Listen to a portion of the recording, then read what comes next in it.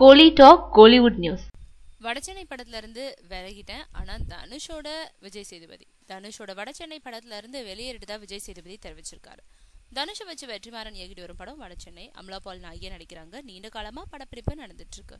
Youngster படமான இதுல விஜய் சேதுபதி வில்லனா நடிக்க ஒப்பந்தமானாரு. வடசென்னை படத்துல இருந்து விஜய் சேதுபதி விலகிறதா கடந்த சில வாரங்களா பேச்சு அடிபட்டது. இந்த நிலையில இது உண்மைன்னு தெரிய வந்திருக்கு.